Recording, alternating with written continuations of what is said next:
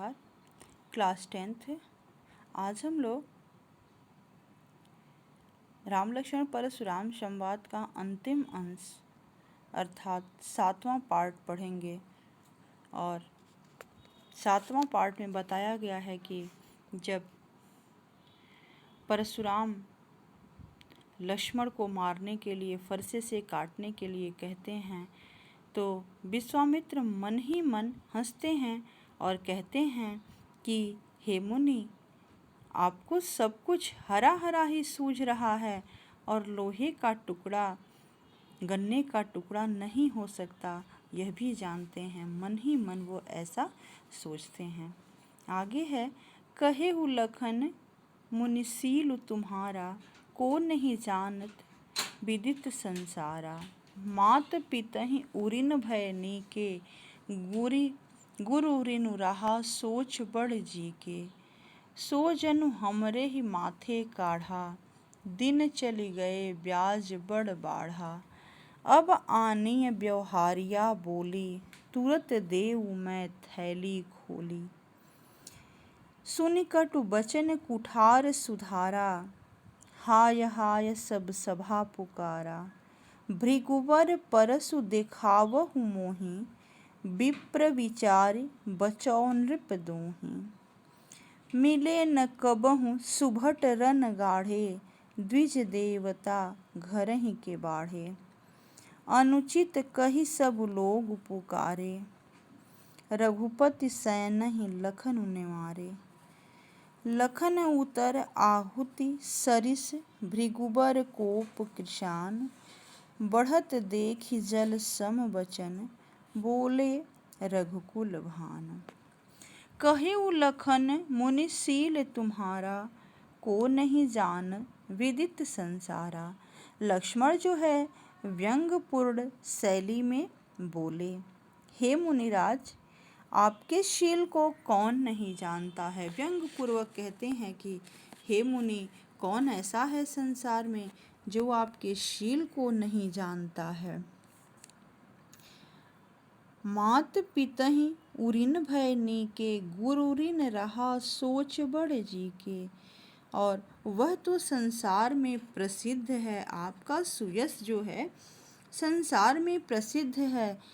मातृ ऋण से तो आप उऋण हो चुके हैं।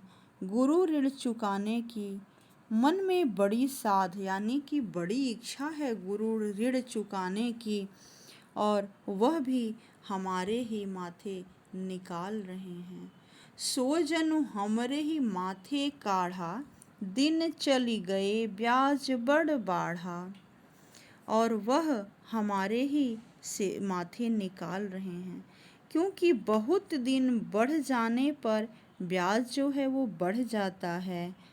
अब आप सौदे की बात कर रहे हैं और चाहते हैं कि मैं तुरंत थैली खोलूं। अब आनी व्यवहारिया बोली, तुरत देव मैं थैली खोली। लक्ष्मण जी कहते हैं कि अब आप सौदे की बात कर रहे हैं और चाहते हैं कि मैं तुरंत थैली खोल दूं। सुनि कटु बचन कुठार सुधारा, हाय हाय सब सभा पुकारा। लक्ष्मण के इस प्रकार कटु वचनों को सुनकर परशुराम ने अपना कुठार संभाल लिया और इस पर सारी सभा पश्चाताप पूर्वक हाय हाय करने लगी। यानी कि जब परशुराम अपने फरसे को सुधारते हैं तो सभा में उपस्थित सभी लोग हाय हाय करने लगते हैं। भृगुबर परशु देखावहु मोहि, विप्र विचारि बचौ नृप दोहि। लक्ष्मण जी कहते हैं कि भृगुवंशी परशुराम जी, आप बार बार मुझे फरसा दिखा रहे हैं और नृप द्रोही हैं यानी कि राजाओं के शत्रु हैं, किंतु मैं ब्राह्मण समझकर आपको छोड़ रहा हूँ। बार बार मुझे फरसा दिखा रहे हैं लेकिन मैं भी आपको ब्राह्मण समझ करके ही छोड़ रहा हूँ। मिले न कबहु सुभट रन गाढ़े, द्विज देवता घरहि के बाढ़े। कभी आपको कुशल योद्धा कठिन रण में तो मिले नहीं, इसलिए आप घर ही में वीर बनते रहे हैं। यानी कि कोई ढंग का आपको युद्ध क्षेत्र में, युद्ध भूमि में मिला नहीं, इसलिए आप घर के ही बहुत बड़े तपस्वी अपने आप को मानते हैं। अनुचित कही सब लोग पुकारे, रघुपति ही शयन लखन मारे। लक्ष्मण के इस कथन को सबने अनुचित कहा और तब श्री राम ने इशारे से उन्हें मना किया। अब देखिए तुलसीदास क्या कहते हैं। तो लखन उतर आहुति सरिस, भृगुबर कोपि कृशानु, बढ़त देखी जल सम बचन, बोले रघुकुल भान। लक्ष्मण का उत्तर परशुराम की क्रोध रूपी अग्नि में आहुति के समान है, अतः उनके क्रोध को बढ़ावा दे रहा है। अतः क्रोध अग्नि को बढ़ता हुआ देखकर रघुकुल के सूर्य श्री राम जल के समान बहुत ही विनम्र होकर के बोलते हैं।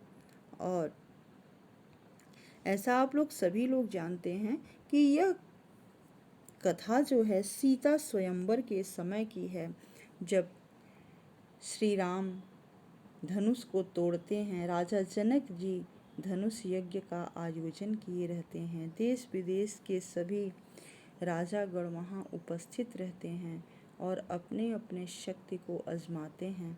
और श्री राम ने धनुष को अभी उठाया भी नहीं, छूने मात्र से ही टूट गया। उसी समय आकाश में भयंकर टंकार हुई और परशुराम जी वहाँ उपस्थित होते हैं और बड़े क्रोध में रहते हैं। उसी समय लक्ष्मण और परशुराम के बीच जो संवाद है, वही अंश हम लोग आज 7 दिन से अध्ययन कर रहे थे, आज समापन की ओर गया। धन्यवाद।